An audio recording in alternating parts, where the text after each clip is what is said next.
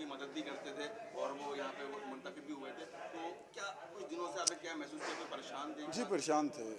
परेशान थे। जो कुछ मीडिया पे कुछ चीज़ें आई थी उस वजह से ज़ाती तौर पे वो बहुत परेशान थे, बड़े डिसार्ड थे। बल्कि परसों की बात है, मैं इस्लामाबाद में था तो जावेद ने मुझे बताया कि डॉक्टर साहब रो रहे हैं। रो रहे हैं? हाँ, तो मैंने उसको कहा कि आप इस तरह करो, डॉक्टर साहब से बात कराओ। उसने नहीं कराई तो फिर कहते हैं डॉक्टर साहब, मैंने कहा आप इस तरह करो, अपना मोबाइल पे कॉल लो, अपना स्पीकर खोलो में डालो। मैंने डॉक्टर साहब को कहा, मैं कहा सर आप हमारे सारी ज़िंदगी हमारे ऊपर आप इतना करते रहें, हमारे लिए इतना अच्छा करते रहें। ये वकील साहब है हमारे, जी भाई हमारे। तो अच्छा, आपके साथ क्या रवैया कैसा था? आपको हमेशा सपोर्ट करते थे? आप अब वो कितनी अब होंगी वो याद आएगी? और एक होता है ना अटैचमेंट हो जाती है किसी, तो वो किसके बारे में कुछ बताइएगा? मैं यार ये सर उनके साथ 20 साल से। मैं सर 2002 में वो एमएनए बन के गए इस्लामाबाद, तो मैं उनके साथ अटैच था। फिर 2007 में उन्होंने इस्तीफ़ा दे दिया किसी अपनी ओरिजिनल अपनी जो ज़ाती वजूहत थी। उसके बाद फिर मैं जॉब करता रहा अपनी। फिर जब 2018 में रब्ता रहा हमारा बीच में, जब भी इस्लामाबाद जाते थे मुझे कुछ ना कुछ देते भी थे, गिफ्ट भी करते थे। उसके बाद रब्ता भी रहता था, बल्कि होटल में रहते थे तो मुझे कहते थे मुमताज़ जितने दिन मैं इधर हूँ तो इधर ही रहो मेरे पास, बस इतने। तो उसके बाद 2018 में फिर एमएनए बने हैं जिस दिन, तो एमएनए बने हैं तो उसके कुछ 6-7 घंटे के बाद मुझे कॉल गई, सॉरी मैंने कॉल की थी। तो उन्होंने कहा मुमताज़ इस तरह करो, लाजिज़ में जाओ, जो फ्लैट वगैरह करना है ये करना, जो भी मैं जो वहाँ डॉक्यूमेंट्स ही होती है। मैंने कहा सर अभी तो 7-8 दिन लगेंगे नोटिफिकेशन को जारी होते हुए इलेक्शन कमीशन से। तो खैर हमने वो प्रोसेस किया, उसके बाद मैं साथ ही था। अब 2022 हो गए, 4 साल हो गए तकरीबन। फिर अच्छा, खानदान के हवाले से कुछ बताइएगा कि इनकी मजीद कितने लोग हैं? जी, उनके इस टाइम जो वारिस हैं सर, उनकी एक बेटी है दुआ, जिसको अपने हाथों में पाला है, और एक अहमद है बेटा उनका, वो इंग्लैंड में होता है।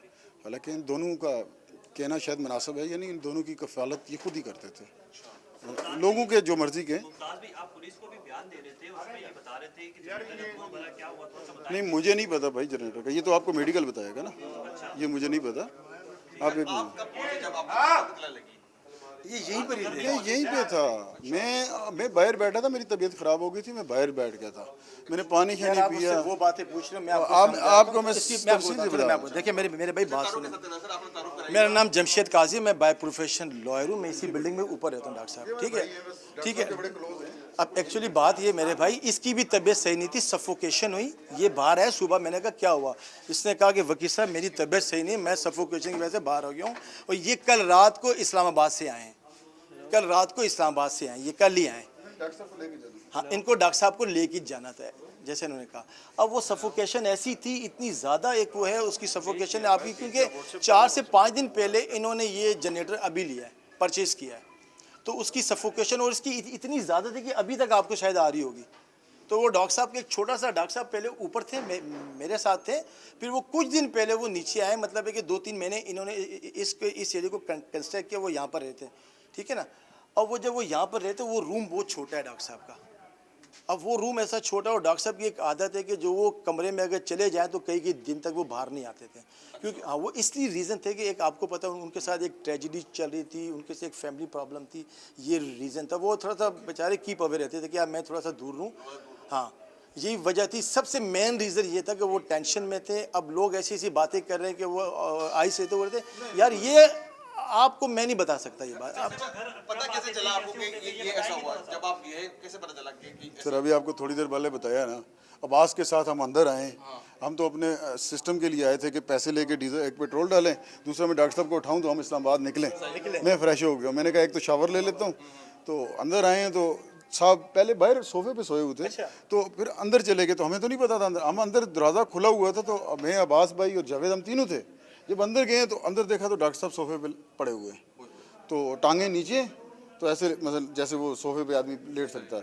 तो हमने हलाया, पानी मेरे पास बोतल की थी, मैं उसने पानी पी रहा, मैंने पानी छिड़का ऊपर, सबको हलाया, क्योंकि मेरा उस टाइम खुद इतना तेज़ था ना हार्ट बीट, तो मैं किसी को चेक नहीं कर सकता। मैं बल्कि 1-2 बंदे, फिर बाहर से काफ़ी लोग आ गए, तो हमने कहा यार इनका चेक तो करो।